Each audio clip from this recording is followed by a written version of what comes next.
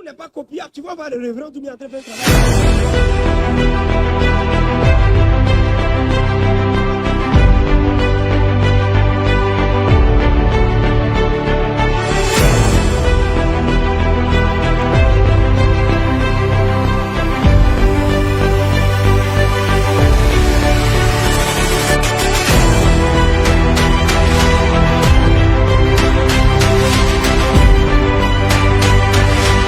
Les amis, c'est le révérend Doumbia, l'ami des jeunes. Bien, dans notre série sur la conversion authentique et véritable, j'ai partagé avec vous la fois passée à la précédente les différentes caractéristiques par lesquelles on peut savoir que quelqu'un est vraiment converti. Parce qu'il ne s'agit pas de dire je m'en vais à l'église, mais est-ce que ma vie a été totalement transformée? Voilà, est-ce que je suis à l'image de Jésus-Christ? On s'est appuyé sur 2 Corinthiens 5 verset 17 qui dit que si quelqu'un est en Christ, il est une nouvelle créature, les choses anciennes sont passées, voici toutes choses sont devenues nouvelles. Donc en tant que chrétien, il est important qu'on soit transformé, qu'il y ait une conversion, que notre entourage sache que vraiment il y a eu un avant Jésus et un après Jésus. Qu'on ne va pas juste seulement à l'église faire de l'activisme, mais vraiment on connaît le Seigneur, on a une réelle intimité avec lui. Voilà, et on a vu les caractéristiques des personnes qui ce qu'on appelle ça, qui disent qu'elles sont converties, comment est-ce que ça se passe, et on a donné certains signaux par lesquels on peut reconnaître que quelqu'un a été converti. On a même pris l'exemple de la glace. Voilà. Lorsque le liquide est dans le congélateur, après des heures ou bien une journée, une entière journée, le liquide devient solide. Il y a eu une transformation, il y a eu une conversion. Voilà. Lorsqu'on était à l'école aussi, on nous parlait du tableau de conversion. 1000 mètres est égal à 1 km ou 1 km est égal à 1000 mètres. Il y a toujours un changement. Quand on est converti, Dieu est au-dessus de tout. Quand on est réellement converti, mes frères et mes soeurs, il a été dit que notre priorité, le Seigneur devient notre priorité. Quand on est converti, il y a un avant Jésus et un après Jésus. On ne se plaît plus dans le péché. Non, pas du tout. Quand on est converti, notre entourage va témoigner que vraiment il y a eu une transformation. On aime la parole de Dieu. On aime la présence de Dieu. Oui, ça, c'est clair. Les amis qui n'ont pas de relation avec le Seigneur, au fur et à mesure, on va sentir qu'on n'a plus les mêmes centres d'intérêt. D'où il y aura le détachement. Lorsque quelqu'un est vraiment converti aussi, son langage est transformé. Il ne parle plus comme les païens au hasard. Les païens insultent, ils disent des bêtises. Donc si tu ne peux pas dire la même chose, pourquoi? Parce que la conversion est authentique. Conversion véritable. On sent un brisement. On sent réellement, on sent une réelle transformation. C'est là que tu vas voir certains nous dire, ah, donc toi tu ne vas pas aller boire avec nous aujourd'hui. Waouh, c'est incroyable. Tu n'es plus dans ces choses. Non, c'est fini. Et ça se passe de façon extraordinaire. Mais on a si bien dit que la conversion est un processus. C'est pourquoi si tu vois que tu as des difficultés, c'est pas la peine de te décourager. Voilà, le meilleur arrive, je répète, le meilleur arrive, ne te décourage pas. Voilà, donc c'est très important. Voilà, dans la conversion authentique et véritable. Maintenant, dans le processus de la conversion, il y a ce qu'on appelle le sacrifice. Et aujourd'hui, le thème c'est les 10 choses que tu dois sacrifier lorsque tu veux passer à la conversion authentique et véritable. Il est écrit, je vous donne le passage biblique rapidement, dans 1 Jean, le chapitre 2, le verset 15 et suivant. Il est écrit, n'aimez point le monde, ni les choses qui sont dans le monde. Si quelqu'un aime le monde, l'amour du Père n'est point en lui. Donc, quand quelqu'un est en Christ, là, il est une nouvelle créature. Là. Mes amis, il doit mettre la croix sur la mondialité. Il n'est pas dit sortir du monde, mais le monde en tant que système de pensée, le monde en tant que style de vie, de comportement, d'attitude. Tu dois pouvoir savoir que maintenant que tu es une nouvelle créature, ton modèle c'est Jésus-Christ. Le livre qui te conduit c'est la parole de Dieu, la Bible. Voilà. Donc, les choses qui sont dans le monde, la Bible dit quoi? Au verset 16, c'est la convoitise de la chair. Tu vois les belles filles, les beaux garçons, les jolis habits, la convoitise des yeux. Quand tu vois les choses, tes yeux regardent, tu as envie d'avoir ça. Tu vois pas que les gens du monde, ils sont jaloux, ils sont haineux, rancuniers, ils s'empoisonnent en eux. Quand quelqu'un fait sa vie à l'église, n'est pas encore converti. Il y avait quelqu'un dans la Bible qu'on appelait Démas. C'était l'un des collaborateurs très proches du grand homme de Dieu, l'apôtre Paul. À un moment donné, quand vous lisez les épîtres, on vous dit, Démas vous salue, Démas vous salue, ainsi que Luc le médecin, il vous salue. Maintenant, dans d'autres passages devant encore, quand vous voyez, l'apôtre Paul écrit, il dit, ah, il n'y a personne ici, où Démas était avec moi, m'a abandonné par amour pour le siècle présent. Waouh! Par amour pour le siècle présent. Ça veut dire quoi? Le show, les distractions qu'il voyait, malgré qu'il était responsable, il a abandonné Paul. Est-ce que tu es vraiment converti? On te fait confiance, on t'a nommé responsable. On dit, oh, faut faire ça, faut faire ceci, cela. Mais est-ce que tu es converti? Les gens se trompent. Souvent, ils se disent que non, comme je suis à côté du pasteur, comme je joue à la batterie, comme je joue au piano, je m'en vais des fois en mission, on me donne le micro, je dirige. Non, ça là, ça n'évalue pas. En fait, il y a une chose qui peut te permettre de savoir si tu es vraiment converti. C'est ta relation avec le Saint-Esprit. Est-ce que le Seigneur atteste à ton esprit que tu es enfant de Dieu? Est-ce que toi-même tu peux dire que vraiment je connais Jésus-Christ de Nazareth? T'a-t-il touché? Quand vous avez rencontré Jésus, vous allez faire une expérience personnelle avec lui. Il vous parlera, il vous touchera.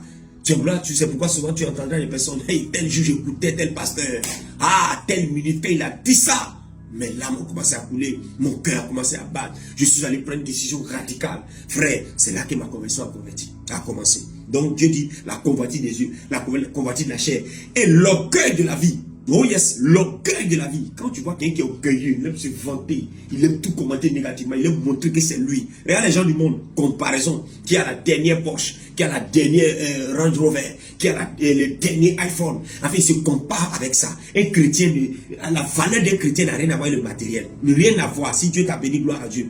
Quand on est converti véritablement, il y a au moins 10 sacrifices. Et c'est ça que maintenant, je partage avec vous. Suivez très bien, ça va vous faire assez de bien. 10 choses que tu dois sacrifier. Mes frères, vous connaissez notre père Abraham. La Bible dit que Dieu a dit à Abraham, Abraham, oui, vas-y, sacrifie-moi ton fils. Le sacrifice fait appel à la perte. Le sacrifice fait appel à la douleur. Le sacrifice fait appel à la souffrance. En marchant avec le Seigneur, mon frère, il ne faut pas te mentir, il y aura des temps de sacrifice, il y aura des temps de douleur. Et c'est dans ça, c'est dans l'obéissance à la voix de Dieu et à la parole de Dieu, en sacrifiant, c'est là que tu vas voir que la confession véritable est en train de se manifester. Il est écrit, celui qui aime son père, sa mère, ses frères, ses soeurs, plus que moi, n'est pas digne de moi, n'est pas digne du royaume. Et le Seigneur Jésus dit, quiconque veut être mon disciple, qu'il renonce à lui-même, qu'il s'échappe de sa croix. Il ne s'agit pas de mettre la croix, la chaîne au cou, non, mais de s'échapper de sa croix. Ta croix peut être au lycée, ta croix peut être au campus, ta croix peut être au boulot. C'est-à-dire que tu as des voisins là-bas méchants, mauvais, qui t'insultent, qui te foutent la merde, comme on le dit. Mais tu dois les pardonner, tu dois les supporter. C'est ta souffrance, cette souffrance d'aimer les gens bizarres, cette souffrance de patienter. Alors que hier, quand tu m'as converti, un mot seulement c'était réglé. Mais tu dois accepter l'injustice, tu dois patienter, tu dois endurer. Tu perds quelque chose. Quand tu perds quelque chose, tu gagnes quelque chose. Tu meurs, Christ grandit, tu meurs, Christ grandit, tu meurs, Christ grandit. C'est là la conversion authentique et véritable. Et beaucoup de jeunes ne veulent pas perdre quelque chose. Tu ne peux pas dire que tu es au Seigneur. En même temps, tu viens encore aimer les choses du monde. Abraham a cherché un enfant pendant près de 25 ans. Et Dieu lui dit, Abraham, si tu dis que tu m'aimes, va, sacrifie ton fils. Vous vous rappelez de l'histoire de Salomon? La Bible dit que Salomon a offert des milliers de records à l'Éternel. Ce jour qu'il a sacrifié, qu'est-ce qui s'est passé? Le Seigneur est descendu sur lui. Il dit, Salomon, mon petit, demande-moi ce que tu veux. Aujourd'hui, là, quand tu vas décider décider de sacrifier certaines choses, tu vas voir comment Dieu va te visiter. Certes, ça va te faire mal, mais il faut décider de sacrifier. Et la conversion authentique sera véritable, sera rapide. Première chose que tu dois sacrifier, tu dois sacrifier ton moi. Oui, ton moi. Mon responsable me disait seulement que le moi signifie maladie orgueilleuse incurable. M-O-I, moi, ton moi. Il y a beaucoup de personnes, homme de Dieu, ton moi te fatigue. Jeune frère, jeune soeur, ton moi te fatigue. Chef d'entreprise, tu gardes personne avec toi parce que ton moi là. Non, avec le moi, tu ne peux pas aller loin dans ta carrière. C'est pourquoi beaucoup ont des problèmes avec les patrons. Parce que devant le poste, ils voulaient toujours avoir raison. Tu dois apprendre à sacrifier ton moi, ton orgueil. Chez nous les Français, chez nous les Américains, chez nous les Webais, chez nous les Guéris, chez nous les Camerounais. Oh, tu ne peux pas me parler comme ça. Non. Chez nous les Burkinabés. Oh, chez nous les Maliens, c'est nous. C'est nous les Ivoiriens. Ah, tu ne peux pas choisir. Non, à checker. Nous, Ivoiriens, on ne nous parle pas comme ça. Mon frère, en servant le Seigneur, si tu veux aller de l'avant, sache que Dieu va toucher ton moi et il va créer les circonstances souvent même là. Si tu ne veux pas t'humilier, il va t'humilier pour que le brisement ait lieu. C'est comme ça. Deuxième chose que tu dois sacrifier, ta sexualité. Oh oui, ta copine, ton copain.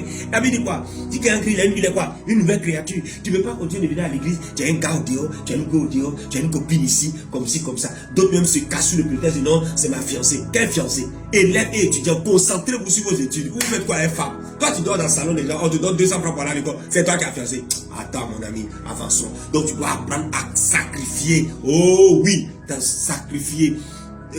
Crucifier ta chair, ta sexualité. Ceci est très important pour que tu puisses aller de l'avant. Troisième chose que tu dois sacrifier encore, tes amis et tes relations. Il y a des relations que tu vas me croire dessus. Pas parce qu'ils sont mauvais, mais parce que tu veux plaire au Seigneur. Vous ne voyez pas quand le Seigneur dit que celui qui aime son père, sa mère, ses frères, ses plus que moi, n'est pas digne de moi. Jusqu'à même, il va me dire que sa femme. Ah oui, l'amour du Seigneur va t'amener souvent à ne plus aller chez certaines personnes. Parce que quand tu pars là-bas, ils vont te dire, allons boire, allons se saouler, allons regarder tel film, des films.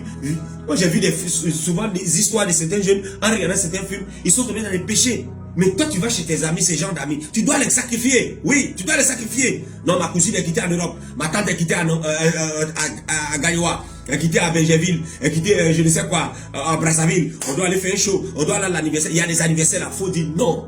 Tu dois apprendre à sacrifier quoi d'autre encore? Ton sommeil, ton confort. Tu veux que Dieu t'utilise. Il y a des villages là. Il n'y a pas hôtel 5 étoiles. Il n'y a pas chambre privatisée là-bas. Tu vas devoir crucifier, sacrifier. Autre chose que tu vas sacrifier, tes diplômes et ta renommée. Oh yes.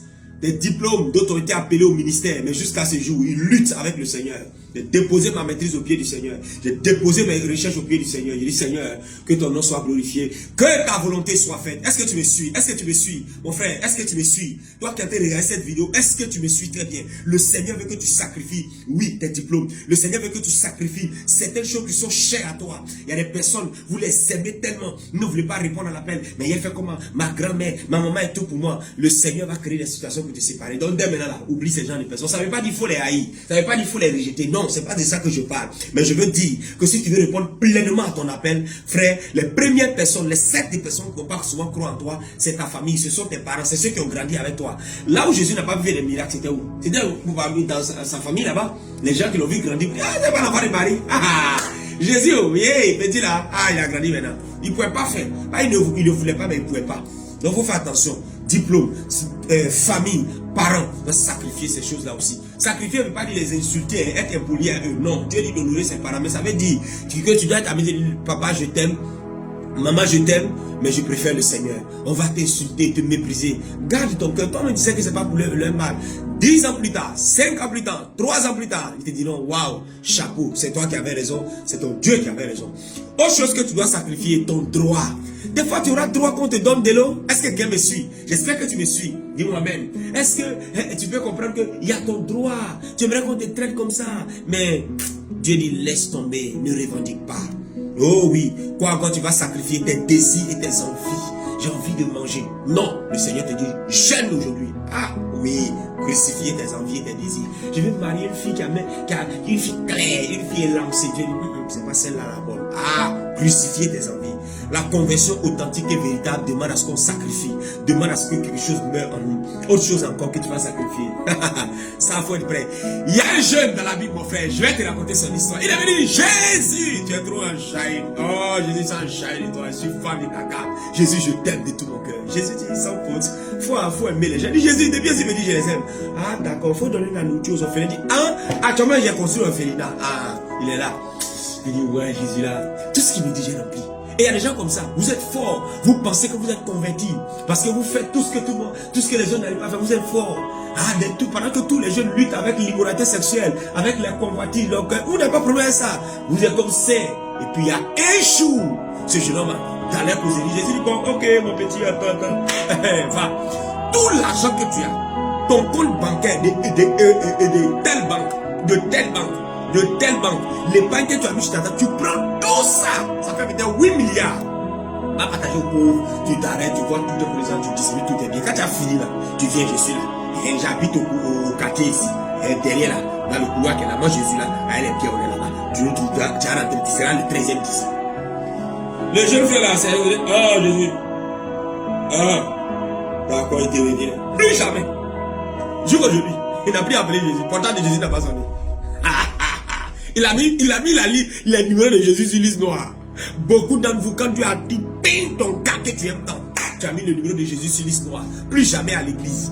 Et d'autres, mais vous vivez avec la conscience fermée. Le Seigneur te parle, il insiste. Ça la crucifie, ça la laisse tomber. Non, il a cherché un boulot, il a fait un peu d'épargne, il a répondu à l'appel. Quand tu fais ça, c'est à la paix. Quand tu fais ça, tu as la joie. Tu es têtu. Tu penses que tu es plus intelligent que Dieu. Non. Donc crucifie ça aussi. Ton argent, tu vas mettre dans la volonté parfaite de Dieu. Oh yes. ton argent, ton épargne, des fois tu as épargné pour un grand projet, et la voix de Dieu te parle, et pendant même que cette vidéo, le Saint-Esprit est en train de te parler, il vient encore par cette vidéo pour te rappeler, tu pensais que tu allais échapper, Dieu te rappelle encore, ce qu'il t'a dit de donner là, le vœu que tu as fait là, honore ça. Autre chose que tu vas sacrifier encore, autre chose que tu vas sacrifier encore, ce sont tes nuits, oui, ton sommeil que tu vas sacrifier pour prier, pour passer des nuits dans la prière, des veilles dans la prière. Et je termine pour dire ceci. Connaissez-vous les apôtres, les 12, les disciples de Jésus? Avez-vous une fois fait les recherches sur comment ces personnes sont mortes? Jean, l'huile de Patmos, Jean, le disciple qui est maintenant Jésus, il est mort sur une île. On l'a mis dans l'huile, l'histoire raconte qu'on l'a mis dans de l'huile chaude. Jean, pour Jésus, Pierre a dit, je ne suis pas digne de mourir comme mon maître. Crucifiez-moi la tête en envers. Regardez le douleur de ça. Il y a d'autres qui ont été brûlés au bûcher, d'autres ont été transpercés, d'autres ont été tirés sur la corde. On a levé les hommes de d'autres personnes. Parce qu'ils aimaient Jésus de Nazareth. Aujourd'hui, nous sommes dans une génération, on n'est pas prêt pour suivre le Seigneur avec sacrifice. Quand on dit jeûne et prière, on fuit. Quand on dit mission dans les villages, on fuit. Quand on dit non, on doit aller évangéliser là, vous avez honte. Quelle est cette génération? Et regardez toutes les autres religions. Le sacrifice, ils sont prêts à aller exploser des bombes. Ils sont prêts à aller mourir pour les amis. Toi, tu es prêt à payer quel prix, mon frère? Tu es prêt à payer quel prix, ma soeur? Tu veux que Dieu t'utilise? Quel est le sacrifice? Quel est le prix que tu es prêt à payer? La conversion authentique et véritable demande à ce que quelque chose meure en toi, à l'intérieur de toi. Ou souvent te fait du mal, mais tu es patient.